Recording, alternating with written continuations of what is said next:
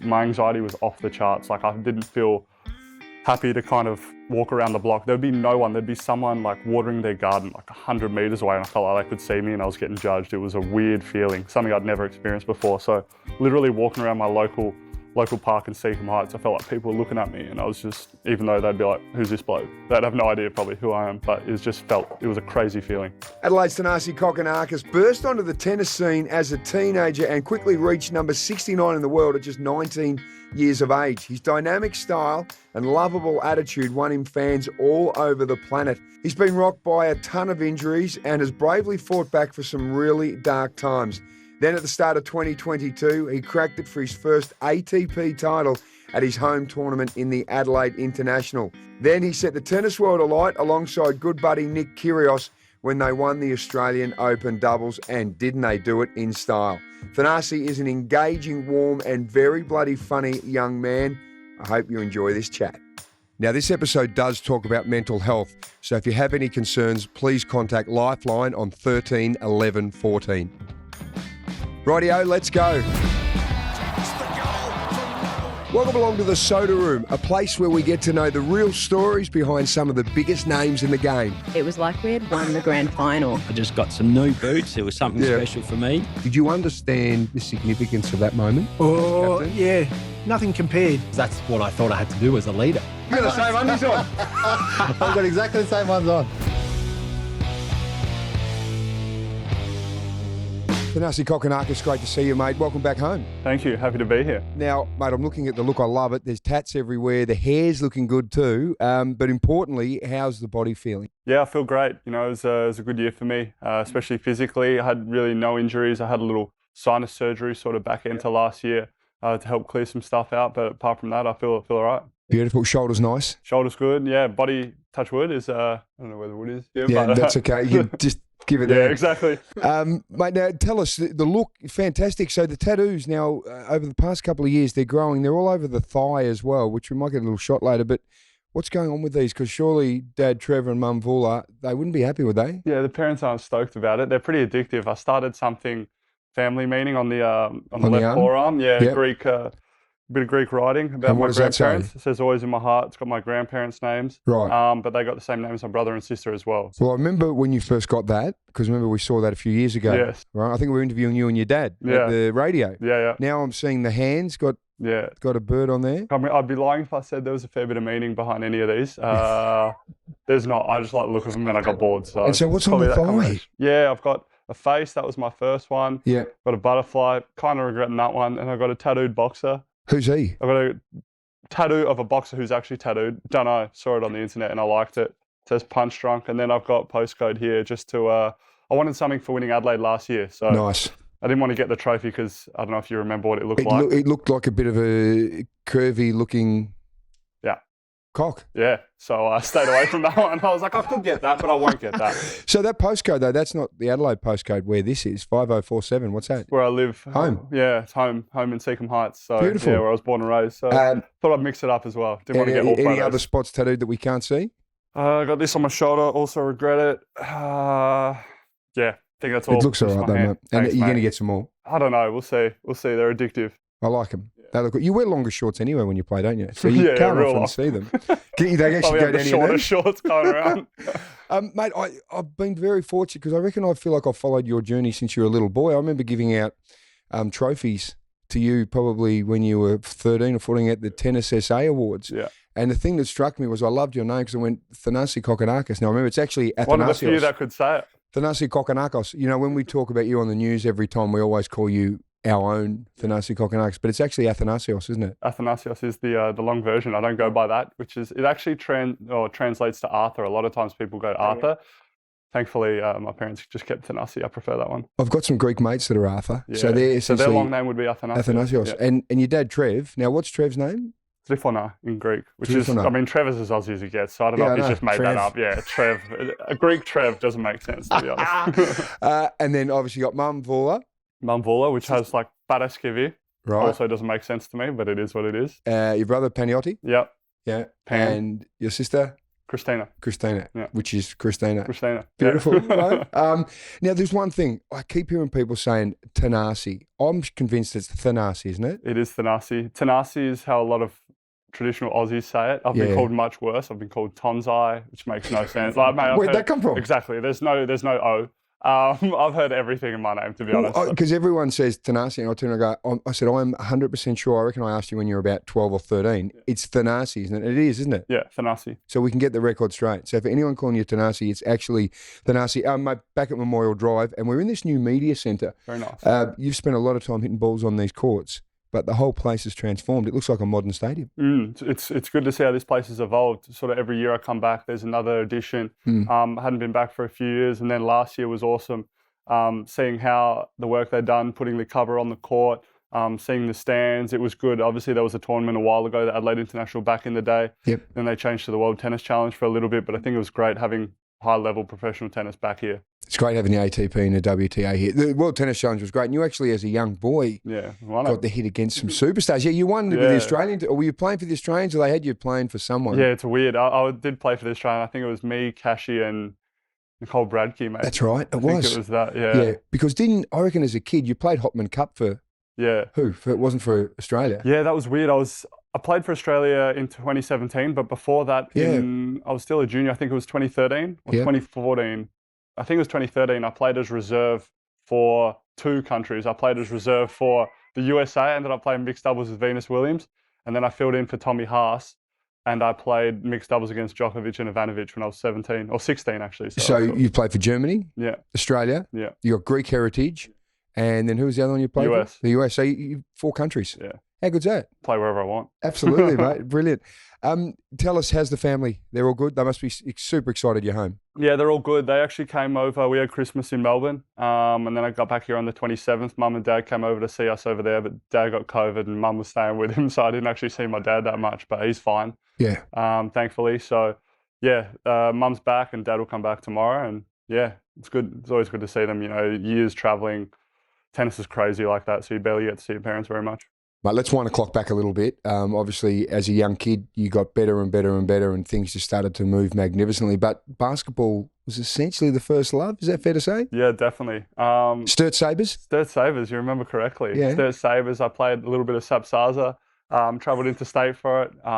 Yeah, I love my basketball. It's probably still my favourite sport, to be honest. SAPSARS is the South Australian primary schools for people that aren't familiar. Yeah, exactly. And then I went to Melbourne and played a little bit. Played in Dandenong, Nunawading with the Sabres team, so that was cool. Yeah, I love basketball, but then I realised as I was getting along, I was pretty selfish. So why the tennis racket? Because I know Pan was playing a bit of tennis, wasn't he? Yeah, so my older brother was playing, and then I actually came from a basketball match on Saturday morning, I think. And then he was having a drinks break, and I picked up a racket just out of curiosity and started hitting balls with Todd, who's now still my coach. Todd Langman. Yeah. And that was the first time you ever hit balls? First time I ever hit balls, and I was just hitting up against a fence and then a couple with him, and I was timing it better than I thought, and I was like, hang on, this is actually all right. Just picked it up from there. Hang on. So Pan's there getting the lessons. Yeah. How long had he been getting lessons for? Oh, I wasn't better than him on the first day. He'd be getting lessons for probably a year and a half, I think. Something like that, 2 years. And what's the age difference? 5 years. But he started getting lessons because he chose tennis as his summer sport. Yep. And he was losing all the time. And Dad had enough. He's like, stuff this. I'm getting lessons. I can't have my son losing all the time to these locals. So, yeah, that's how it started. So being 5 years older, he would have knocked you aroed a bit as a young man, wouldn't he? He would have taught you how to look after yourself. Yeah. So how quickly were you able to beat him at tennis? I think when I hit 13 and a half or 14, that's where it sort of started to shift a little bit. And then there was like a bit of a crossover period. So he was still playing a little bit and we'd play doubles, but we were just butting heads the whole time. But then when I started to beat him, I think he packed it in. I spoke with Andy Murray the other day, and he's talking about his brother Jamie, of course, who's a world-class player as well. And Jamie, I think, is about 15 months older, and he said that once he beat him, they were about 8 or so, and I think Jamie was 9, and they had to drive 6 hours back to Scotland with their mum in a bus. It's a tough trip. And all he did, the younger Andy just bagged Jamie the whole time and got him back. Yeah. And made him pay for all the times he probably knocked him around as a kid and would have bullied him a little bit. Yeah. Yeah, I can see that because Murray's got a bit of lip on him as well. Andy, that is. So I can definitely see him biting back. But yeah, me and my brother always had a pretty healthy rivalry. If it wasn't for him, I wouldn't be the tennis player I am today for sure. Now, I watched Pan play some decent footy for South Adelaide Panthers in the Sandford competition, the state league here. Yeah. And he looked all right, big unit. He could run. Did you play much footy? Oh, I played a little bit at school, just at full forward. I was pretty lazy. I didn't want to do too much but take the glory. So I was just up front, and if they kicked it to me, I had a decent mark and decent kick on me. Yeah. I was pretty accurate. I just struggled for distance. I couldn't, Right. I don't know if it was hammies just weak or something. I just couldn't go far. Was there any consideration to be a Port Adelaide superstar? Well, you could claim I was a superstar considering I got the slow down MVP Yes. back in the day. So did? that's a big career I've had. That's the old blokes game. It is. The old We Crows won't players talk versus about the old Port players playing. with some young stars. Yeah. Well, do you know, I remember Guy Sebastian when he first started singing with his massive fro. He played in the slowdown as well, which was actually on this cricket ground, which is behind us here at Memorial exactly. Drive. Played Adelaide Oval. It was pretty funny. I kicked 3, I think, and there was like Byron Pickett, Modra was playing. There was a few other names. I remember watching it. Yeah. It was You looked a all right. fun time. It wasn't too bad. I just like kicking snaps. I don't know why. So obviously, as this tennis starts to go well, what else were you doing? Was there music lessons? There Didn't was you- music What lessons. were you playing? Yeah, I was playing piano. Right, not the clarinet or the flute. Nah, I started off doing a bit of violin because that was jeez. Whose choice was that? Yeah, it's the schools. It was part of the Right. schools. Scotch College just put me in that. Just wasn't stoked about the violin. It was just like making my ears screech every time I heard it. So it was brutal. And I did piano. I had to perform in like a little concert. Nothing crazy, but A recital? yeah, one of those. That's what it's called. What, Recital. what did you play? I just can't remember, but I remember my teacher would come over and I couldn't actually read the music. Yep. So this was pretty crazy. I just memorized what she was doing and I just Oh, yeah. remember everything and just copy that. Well, some Because of I them- had no idea how to read music. So I was just literally watching her hands and copying that the whole time. Well, I reckon there'd be a ton of rock stars that can't read music. Yeah. They do it by feel. Yeah. Because Felix Auger-Aliassime, he's quite an accomplished pianist, I Is reckon. he? He looks like he'd be into that. Yeah, I think he's actually like really, Really? really good. Yeah, I feel like, I don't know what his social life's like, but I feel like he wouldn't go out too much. I feel like he'd just be locked in and just grinding away. On his piano, On his piano. and then just working on his volleys and Yeah. backhands. Yeah, maybe, Well- maybe that's what I need to do. What about your social life? A little more exciting? I think so. There's a bit more happening there, a bit less happening on the tennis court. Let's run through a bit of the tennis stuff too until we find out what's happening with you right now. So take us through as you start to get better and better and you whiz through all the junior rankings and you do really, really well and become quite prominent. And then you get to, I remember watching you on TV in the Australian Open boys singles final against Nick Kyrgios. Yeah. I can remember watching that match because we always had this really great interest of you being an Adelaide boy. And Nick was a little bigger than what we see now. Yeah, he's a big boy. Yeah, And because he you was smaller then than what he was. When he was 10, 11, 12, he was large. really. Yeah. So He's just you would have met timeable, at unreal. what age roughly? We met at, he's a year older than me. So we met at, I was 9, he was 10. And we met at a Kids Cup event in Canberra. And yeah, I just met him there and he was just hitting the ball. He was obviously a bit bigger than what he is now, Yeah. but he was just hitting the ball real clean, loud. He's pretty much the same guy. That So he that was is on the now. lip back then? Oh, yeah. In juniors? Yeah, 100%. He was so much bigger than everyone and better than everyone, so he could just get afford it. And yeah, his parents lapped it up. And yeah. So what, he lipping the umpires I and can't everything? remember or- exactly what he said, but I just really remember him at all the national tournaments. He's getting like in trouble with the people that were working there. Like he'd play pool and like throw the pool balls everywhere. Like he's the same guy 100%, but there's just a few more cameras on him now. We'll talk about it in a bit because I know you guys are great mates and you've done some amazing things. And I think for so many people, they just sit there and go, well, we want to love Nick, but, sometimes I suppose he Doesn't help makes himself. life a bit tough for himself. But you know him better than anyone and obviously love him as a mate. He's a pretty unique sort of cat, isn't he? Yeah, he's one of a kind, especially around the tennis scene. I reckon in other sports there'd be a few more like him, but because the tennis scene's so sort of clear cut, everyone's Yeah. like molded almost the same Conservative. way. Yeah, conservative. He definitely doesn't fit that mold. He's pretty quiet off the court. He's pretty relaxed. He's very competitive, and I think that's where you see his reaction and anger come from. It's just because he wants to win all the time. So a lot of times, even when it looks like he's not trying or he doesn't want to try, Yeah. it's just a way of dealing with it, I think, for nerves. Yeah.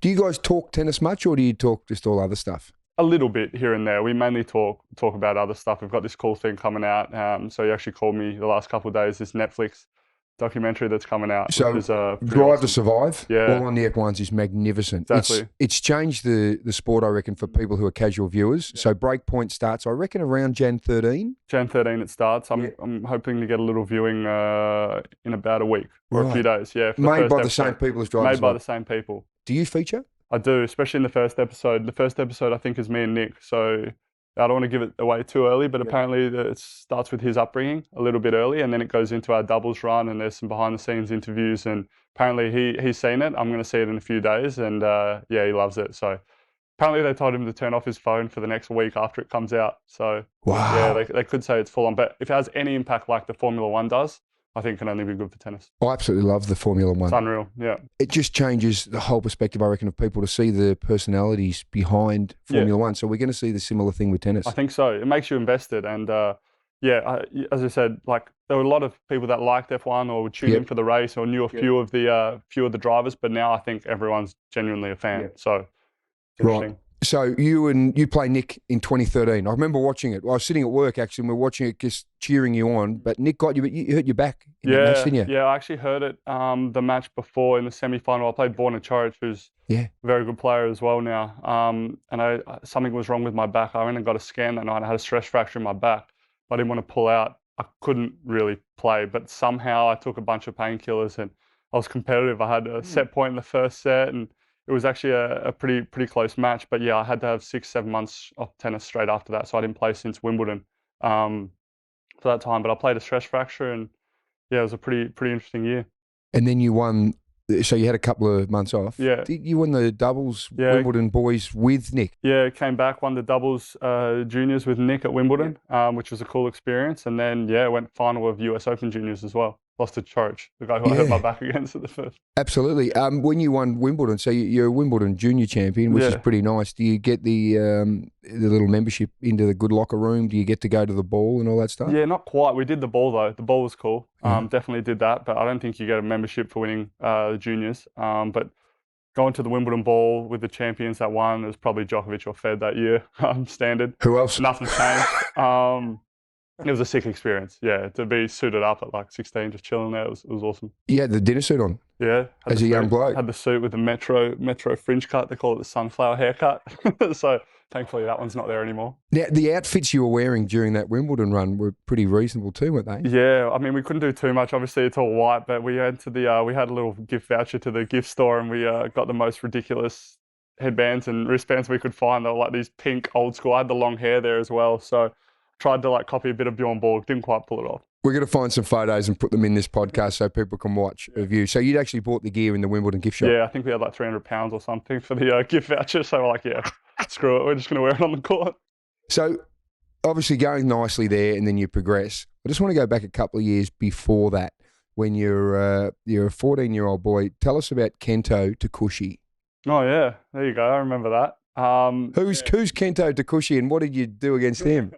So that was my first professional win on tour. I picked up my first ATP point at 14. I think it's top 5 or 6 youngest ever. I think it was pretty crazy. And what's crazy about that story is I played the week before.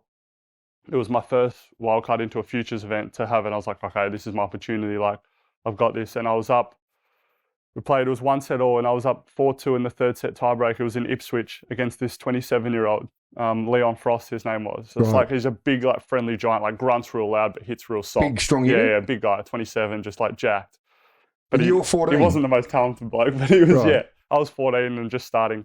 And it was 4-2 to me in the third set tiebreak. And I don't know if you know Ipswich, but it's known for its floods. Like, it comes wet heavy. season. Yeah. And it was like 4-2 up on clay, and it just started pouring down. I'm like, oh, we're not getting back like today. Okay. I was like, this is my chance. I just got to stay focused. I'm fine. Pours down. Like, I get in the van on my way back to the hotel. I was like, we're going to be rained out for the day. I see Leon walk past the van after, and he's like crying because he's like about the big guy, because he's like about to lose to like a 14-year-old. And I was like, wait, boys, look at this guy. He's crying. He's got no chance. And then we come back 3 hours later. I was a bit rattled. I was like, oh shit, I've got to play again. Like, I was like, there's no chance on clay. Like, I thought for sure it was going to be rained out.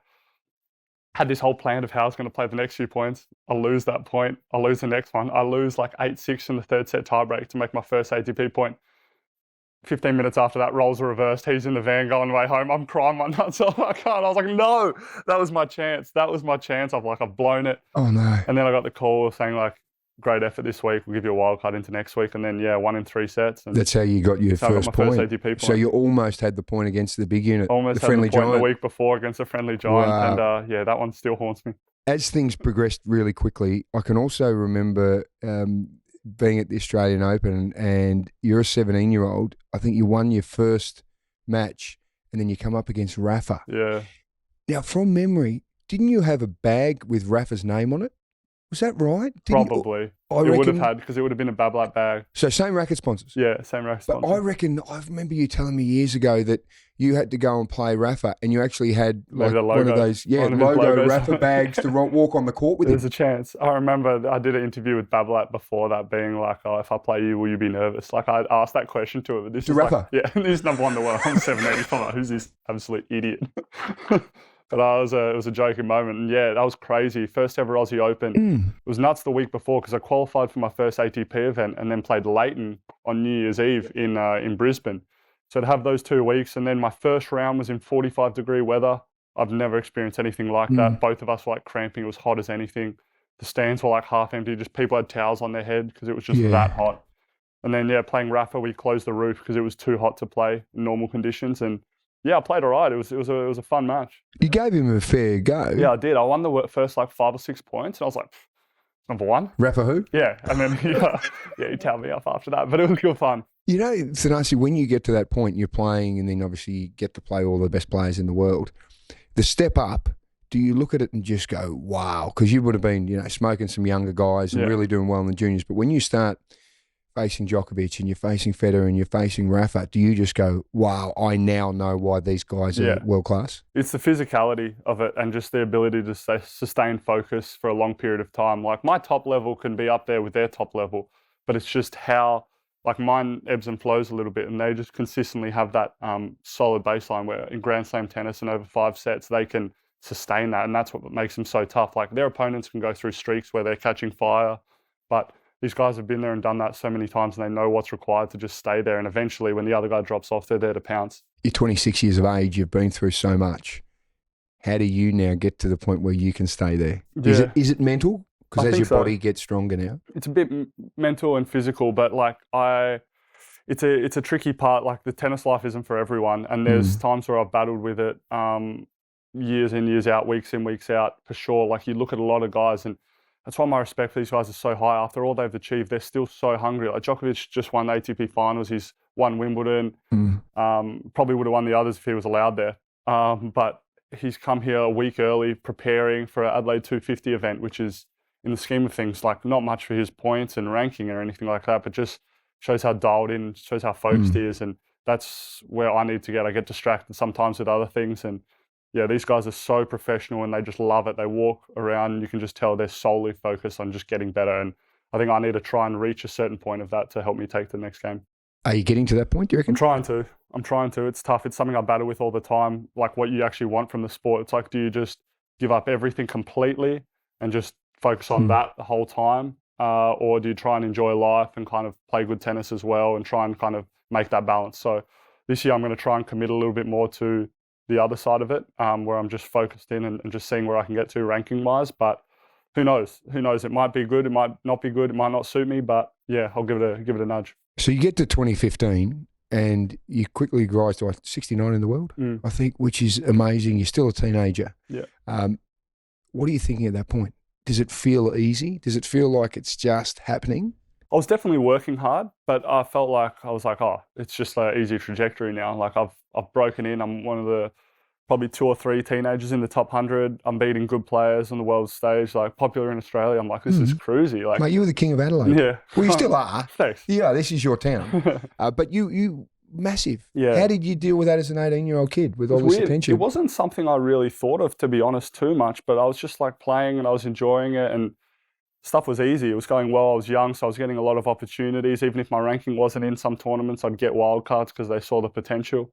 And then, yeah, it was tricky. I had some good wins and then, yeah, shoulder surgery hit and kind of had to reevaluate everything. Before this injury run came that really challenged you, what was going on in your world outside of tennis? Are you sitting there getting these unbelievable opportunities around the world going, wow, this is big time? Yeah, for sure. Was there a moment that you go, this is it, this is huge? I'm trying to think of one moment, but it was just obviously after the Gulbis match in Australia. That was before I broke into the top 100. Seeing like my social media went nuts, seeing the crowd support and people banging on the stadium. It's like, it's the first time I've literally felt like a rock star coming out. There's a video on YouTube and it shows like me getting mobbed after the match and like people grabbing my shirt and ripping me in every direction. And that was an experience I'll never forget, that's for sure. So it was just hard to deal with and just playing through that constantly. A few ladies were looking twice at you? A couple times. It's going all right. That was one of the perks.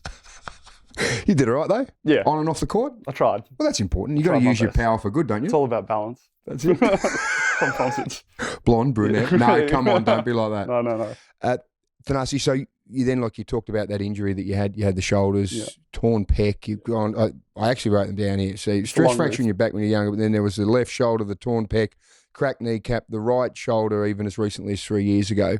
Through all of that time, tell us what happens, because you're riding this beautiful wave, you know, at number 69 in the world. Yeah. What goes on with you mentally over those years? Because it must be bloody tough. Brutal. Yeah, there was definitely a lot of times where I thought about I reckon I'm done there. Like 1 year specifically in 2017 where I had the shoulder surgery, came back and played Olympics, but without a serve pretty much. So in I just Rio? played, because I didn't know if I'd have another chance to play Olympic Games. So I'm like, I can qualify. If I think I'm not going to do any more harm to my shoulder, I'm going there, even though I can't really play. That was a cool experience. I wouldn't have taken that back. Then the next year I had 4 protected rankings for all the Grand Slams. And I remember I started playing. I won Brisbane doubles with Tomo in my first event back. Yep. And then I got injured the second week, so I had to miss Aussie Open. So I was like, I don't know how much more of this I can handle. I came back, played a couple matches and just didn't feel like myself. So I told my coach, I'm like, look, I'm going to play this year out with these Grand Slams. I'm going to pick up the cash. And if I haven't found my game or love for the sport, I'm done here. Like, I'm not enjoying it at all. You genuinely were going to give it up? Yeah, he could say to me, like, I was losing my marbles 5 minutes into practice. I was piffing rackets everywhere. I was just hating. I was in Lyon in France and I was just like, I could think of nothing worse than being here right now. Yeah. Was that the lowest point, or was there I've had a few since then, but that's what I thought at the time was definitely my lowest point. And that was actually the crossroads of, do I give up tennis for good? Yeah, I've had that and one more a couple years later. That was one of them, but then I ended up playing a really good match with Nishikori at French Open, a really good match with Del Potro at Wimbledon, and then I ended up beating Raonic that year at Queen's, who was number 6 in the world, and I was ranked 750. So those opportunities, thought to myself, I've still got it in me. I ended up making ATP final that year, beating Berdych. So I was like, no, I've still got a little bit left in the tank. And that was enough to make you know. Yeah. Well, you're beating world-class players, top 10 players. So I stuck with it. And then, the next year in Miami, I had my best ever win against Federer. So you beat Federer. He's number 1 in the world. Yeah. This is Miami 2018. Tell us about beating Fed. Yeah, that was nuts. It was crazy because we actually had a pretty good relationship before that, because he's invited me to Dubai to train a couple times. So I kind of got to know the ins and outs a little bit with him. We played a practice set in Hopman Cup, and I was actually like feeling like real good and real competitive against him. I was like, maybe it's practice, maybe he's not trying that hard or whatever, but I feel like pretty comfortable playing him. And then, the time came on a full court in Miami. I had to qualify, and he got a bye, and I qualified and won a round. Played him, and the crowd didn't really know who I was too much. He knew who I was, but we ended up playing. I was like, just keep it tight at the start and then go from there. I got broken first game. I was like, that didn't go well. But then, I started to find some crazy form, and it was that's a day I'll never forget for sure. What happens when you beat the world number 1 inside your mind? What do you tell yourself? Holy shit. That was pretty much it, because the hotel that I was staying had a massive cardboard cutout of him. So I joked I'd kicked it over, but like, I love him. So that was a play around. Of course. But, it was a cool experience. But the hard thing after that is you got to regroup and get ready for the next day. That's the thing about tennis. You don't have much time to celebrate. When you beat the world number 1, the best player on the planet, and essentially one of the greatest that's ever held a racket, does it instill you with this amazing amount of confidence? Yeah, it does. But it also adds a lot more pressure, because they're like, oh, here's a kid. Like, if he beat number 1, should be beating everyone. Like, that's how just in some people's minds it works. It's like, these guys are all very good players. Like, they're all capable of upsets, and it's not just if someone's ranked high doesn't mean they're going to win all the time. So that's the tricky part. Added a lot of pressure. With that attention, what was happening? Did everyone want a piece of you? Yeah, I mean, you start to get a bit more recognition, and then all of a sudden you can feel the added expectation when you're playing. You're like, oh, just people that don't really know tennis as well, just like, oh, well, how's he losing to this guy? It's like they don't understand the day in, day out, the pressures of trying to play and compete. You don't have a team out there helping, it's all you. So if you're having an off day, you slept like shit or something like that, that's what they don't know. And you're trying to like kind of balance that and just put your best foot forward.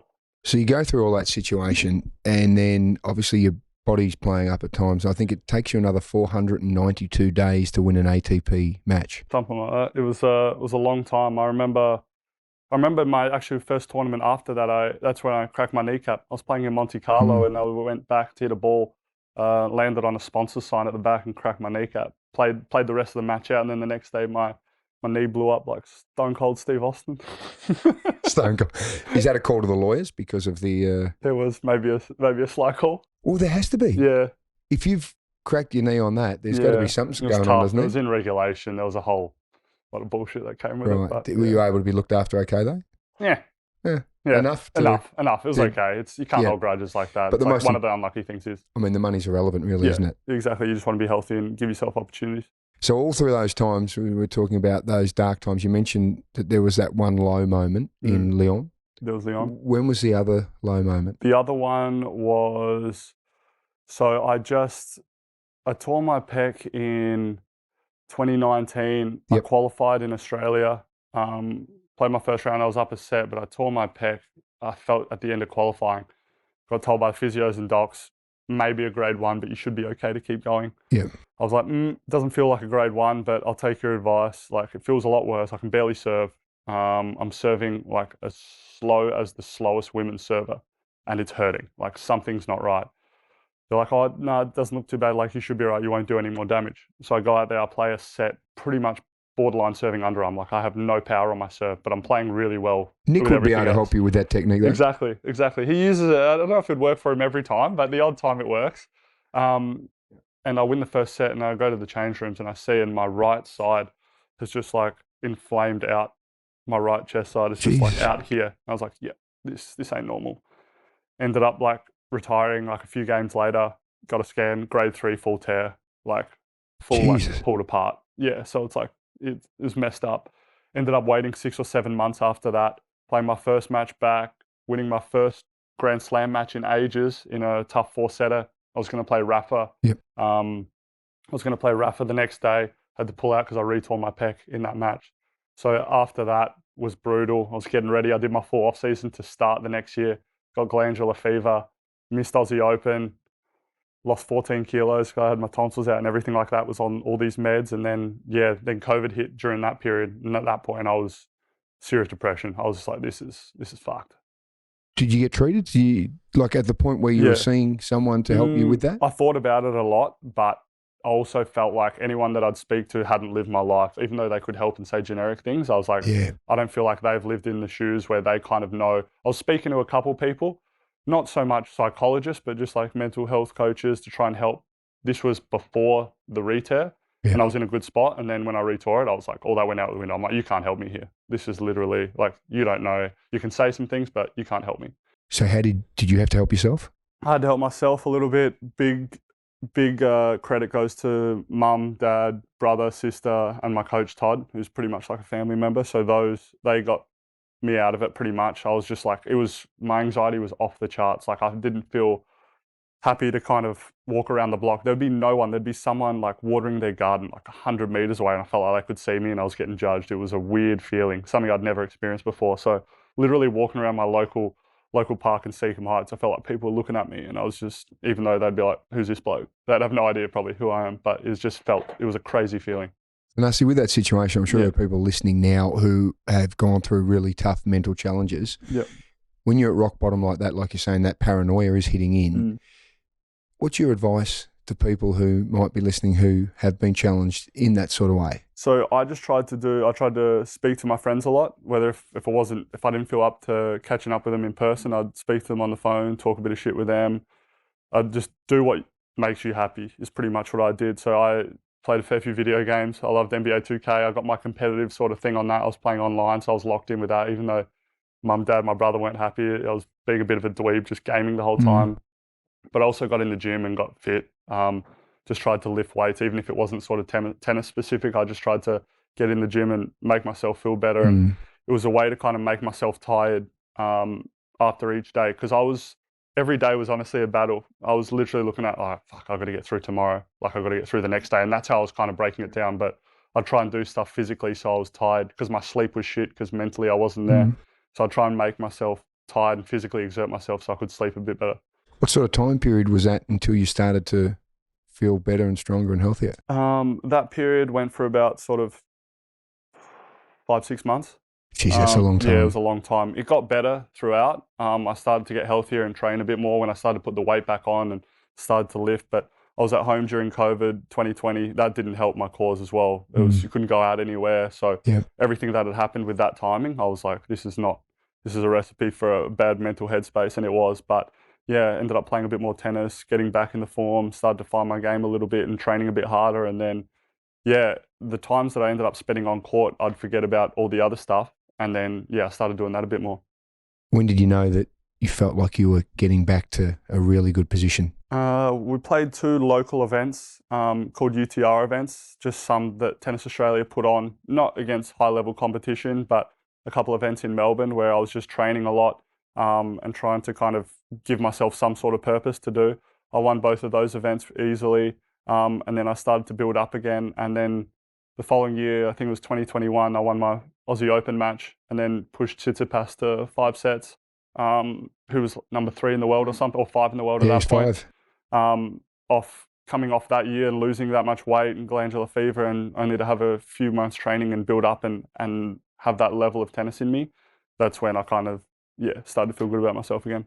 You proud of yourself? Yeah, for sure. More so than the tennis aspects or the wins, like those hurdles are massive. So that's why I try and focus on the tennis part, but I know for me, keeping my sanity off the court and staying somewhat, even if maybe my ranking isn't as high as what people think it could be or whatever, that's the most important thing for me. We're in the top 100, and that makes life a hell of a lot easier, doesn't it? It does. We'll see what happens after these 2 weeks. Well, got a lot to defend, but you do. That's all right. At least I've shown I can do it and I can get back there. Let's have a little chat about last year. Well, it's this year still. Yeah. Well, no, it's New Year's Eve now, isn't it? Yeah, so I'm not sure when you'll be listening to this, but it's New Year's Eve right now. So the Adelaide International Tournament 1 starts tomorrow. So the draw is going to be in the next couple of hours. So right now we're still... So this year, as we get to... It's really fitting, actually, we're having this chat on the last day of the year. 2022, massive turning point. Yeah. Tell us about the start of the year. So you have the 2 Adelaide tournaments. For those that aren't familiar, it's just the way that it worked out. 2 separate tournaments, Adelaide International 1, Adelaide International 2. First one, you get to the semi-finals. Yeah. Tell us about that week earlier this year. Yeah, so I just remember having a really good off-season. I cut my injury a little bit short in 2021, had this adductor problem, so I finished probably early October. Came back to Melbourne, thought I'd get myself in as good a physical nick as possible. And I was training really well. I came to Adelaide and I didn't lose a practice set until maybe the day before the tournament. So I was like, I'm playing some real good tennis here, but you never know, it's practice. Who knows how I'm going to go? I hadn't been guaranteed a wild card for Aussie Open either. They said, we'll see how you go, even though I felt like I should have. Yep. Anyway, I ended up, beating Millman, TFO, having a war with EMA. Yep. And I just remember, the hype behind it was massive. Doing it in Adelaide, the crowd support was unbelievable. My phone was buzzing and I was that high. I was playing every night, so I was that high on energy and everything like that I didn't actually sleep a minute before my semi-final match against Monfils. You didn't sleep at all? Not 1 minute. It was crazy. Well, I have no idea. My phone was buzzing. Were you in a hotel or you were back at home? A hotel at the Intercon. Right. Because you finish late, you're still running on adrenaline. So by the time I finished that quarterfinal match with EMA, it was ages 2 a.m., 3 a.m., and then you're trying to sleep because you've got to recover the next day. So you're thinking about, I've got to get up in a certain amount of hours to kind of prepare and get ready, and you don't want to miss breakfast and all this sort of stuff. And every hour went by, I was just looking at my clock being like, I still haven't slept. It was 6 a.m., hadn't slept a minute. And 7 a.m., I was like, I don't think I'm going to sleep. You just keep looking at the clock? Yeah, just every time. Driving you insane? Yeah, my phone's obviously gone nuts. And even when I tried to turn my phone off, room's dark as anything, but I could still my mind was just racing. So I got out to that match and I'm like, shit, I feel horrendous. Had like 3 monsters before the match, just trying to get myself going. 3 monsters and a caffeine gel. I've got to be careful here because my 10-year-old son Felix is just sitting by here and his favourite drinks are monsters, right? Yeah, sugar-free. Sugar-free. The silver ones. Oh, yeah. Yeah, they're good though. I've told him no monsters. Sometimes we share a sugar-free one. Yeah. So he's sitting here now, Felix, just understand that 3 monsters is not good for you. No. Right. Can confirm. So you have 3 monsters. Heart going quick. Mate, I'm surprised you're going out there 140 beats per minute before you even warm up against Monfils. If I Monfils. didn't, I couldn't move. And that guy always looks like he's going 140 beats per minute. He looks like he's had 40 monsters. Exactly. Because he's just jumping around like a spring-heeled jack. Yeah. So you obviously lose that match, but you must have been pretty happy. Yeah, I was definitely happy. And, you know, I was a competitive first set and then I hit the wall in the second set. I think it was 7-5, 6-love or something. And I was annoyed at how it went on. Obviously, I wasn't going to try and make excuses at the time, being like, oh, I couldn't sleep or all this stuff. It's just one of those things. That's why we can say it now. Exactly. Make the excuses now a year on. A year later. No sleep. How are you going to beat Gowan Monfils? Yeah, he's tough enough on a full 8 or 9 hours. But yeah, and then I remember calling my coach and physio, being like, mate, I'm so drained. Like, it was a great week. It took it out of me. Like, let's get to Melbourne. Let's prepare. I'll refresh for Aussie Open. You know, that's the big prize. Let's go for that.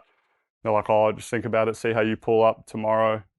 This is because there's still Adelaide International B or Adelaide International 2. The second tournament starts again from scratch. Yeah, I had like 1 day off and then I had to go again because it's a sort of confined sort of time. So you finish early, so you have time for Aussie Open. I was like, I felt okay. I saw the draw. I had Ben Wapere, a French guy who can play really good and sometimes he can be a bit off mentally. So I thought, fuck it, I'll play.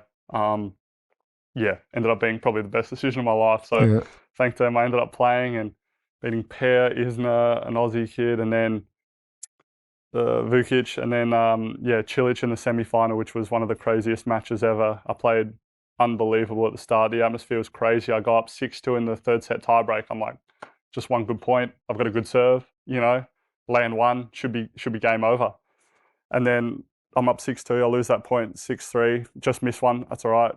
He hits a net tape or something happens, 6-4. I'm like, now I'm a bit nervy. Like I better win it on this one because I don't want it to get to 6-5. He wins that point. 6-5 comes and I'm tight. I'm so tight at 6-5. I'm like, I've just messed this chance up. Like this could be a final in my Adelaide event. Like a lot of points from where my ranking was and I've just blown it. I lose that point. I lose the 6-all point. He goes up 7-6 serving. I'm like, with Cilic's serve on these quick courts, I was like, I've pretty much like resigned my pack. I'm like, I fucked it. That was it? You honestly thought that was it? I'm like, I've done it, whatever. Let's just try and loosen up and whatever happens, happens. Hopefully I get onto a return. He goes like a massive serve wide. I think it was like 2-10 and I hit like my best return of the match. We play the point out and I go all for broke on a backhand down the line. And it comes off like perfect. I'm like, oh my God, I've just made it. I can't blow it now. I win the next point and then I get up. He goes up another match point and then I go ace, and then I've got a match point of my own. And it's just, mate, those emotions in that match were crazy. So in a matter of 5 minutes, you've just gone up and down the roller coaster. You've resigned to losing. Then you're going to want to smash him. 5 minutes before that, you're going, I've got this bloke I've won, on toast. Yeah.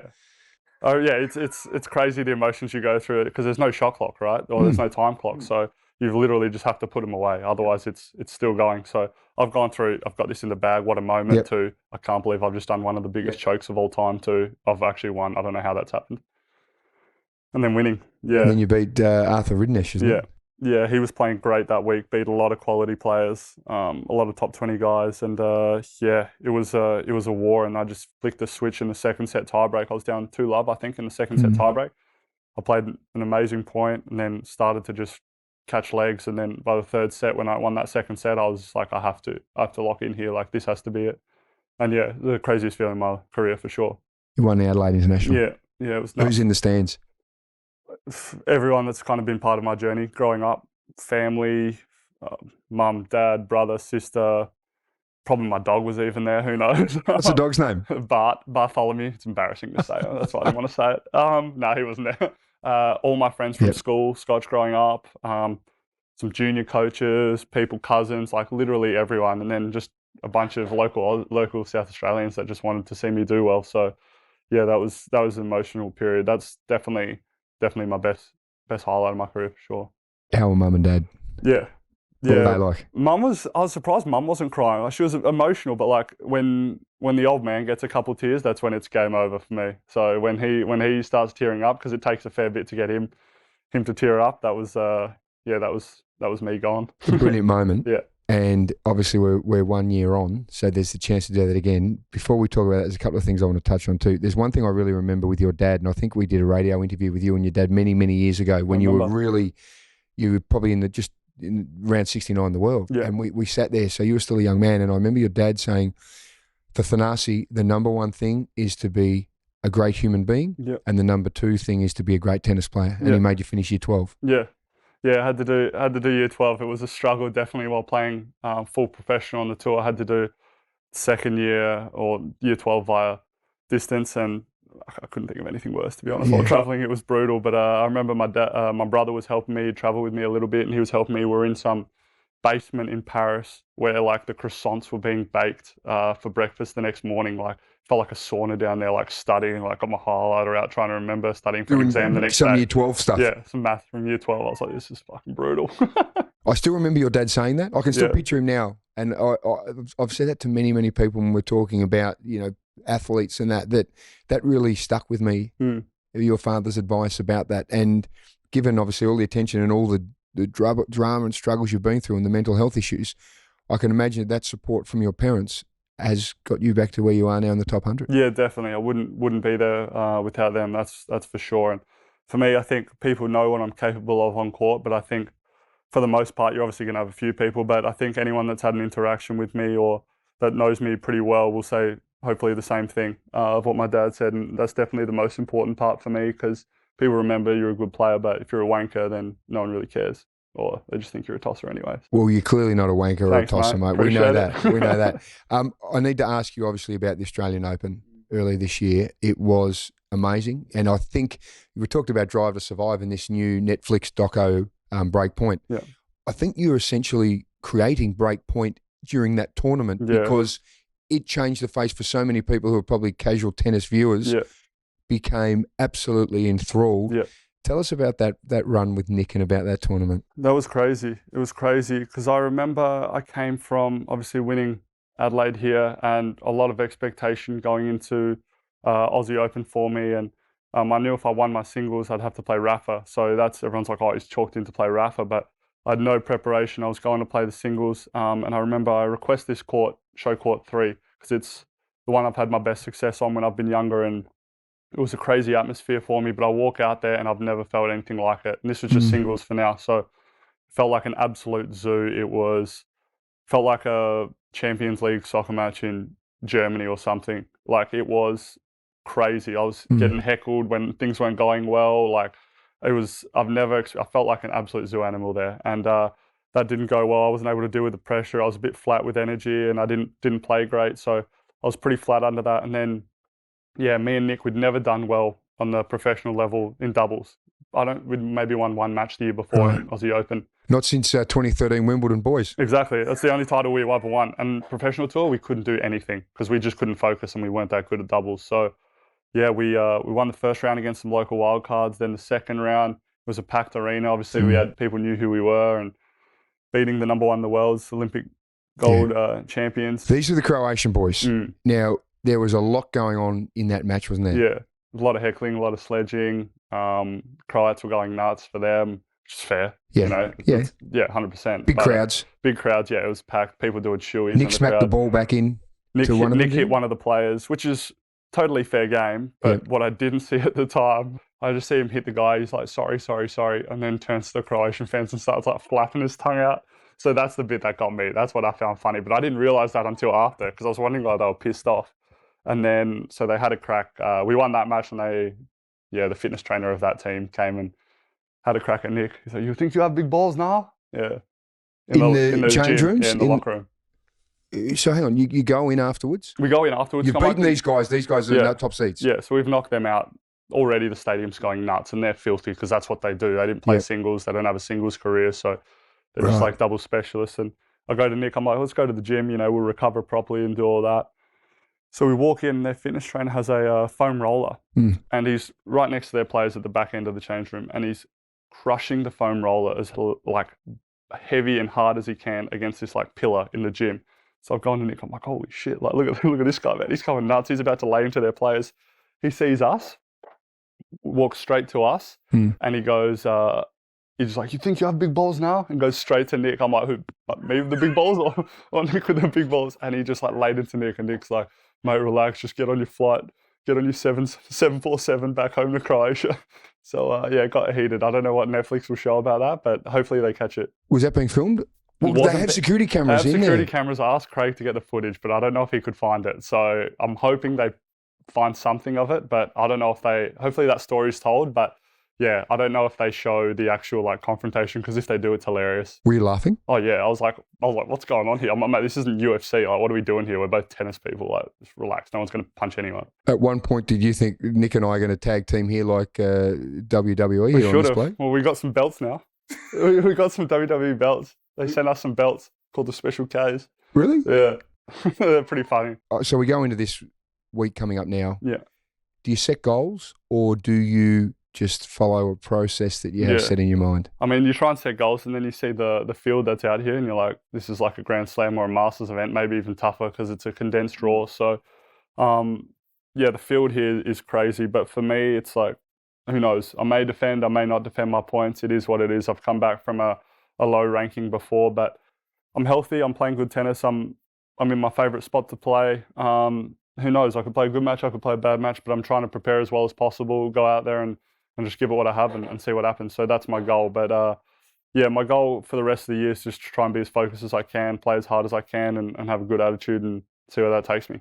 Given you've been on this amazing, winding journey through everything, and it seems like you've gone through those horrific moments in Lyon, and also when you were at home with all of those issues, what motivates you now, Thanasi? Good question. It's after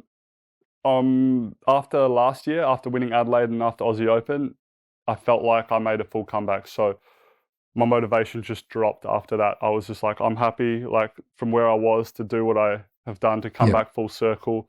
Was a crazy achievement for me. I never thought I'd be in that position a few years back. So to do that, I kind of lost motivation. But now I'm back. I'm feeling re-energized to see what I can do. And I guess what motivates me is to have no regrets and make the most of the rest of my career. And whatever that is, whether I've reached my peak or I've still got long to go. I'm only 26, so I feel like I've still got some good tennis left in me. Hopefully create some good moments and see where I can get to.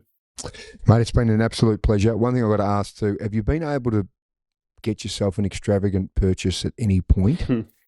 I've got a house with my brother and sister in Melbourne, but I've been looking at cars for a long period of time, and Dad's not happy about it. He knows that's a dumb purchase for me to make, but I'm an absolute rev head now. Like, I love my cars. So maybe a few more tournament wins and we'll see. But the hard thing is, for me buying a car, I'm not home in Australia long enough. So I've got to maybe be able to drive it 2 months of the year. Well, unless you want to look after it. I'm more than comfortable. I've got a few takers on that. Have you got a few ideas of what you'd like? If you could pick something, what would it be? I can take you up to Zagami's at Glen Osmond Road, because they've got the Lamborghinis, they've got the McLarens, I was driving the a Rolls McLaren Royces. a few weeks ago, or a couple of weekends ago, and that was pretty fun. But I love a Ferrari 812. That's probably my favourite. So, well, the Zagami boys have got Ferrari too on West Terrace. Yeah, do you reckon they'd give a good discount? What about, do you reckon that we should organise, how long are you here for? I'm here for a couple of weeks.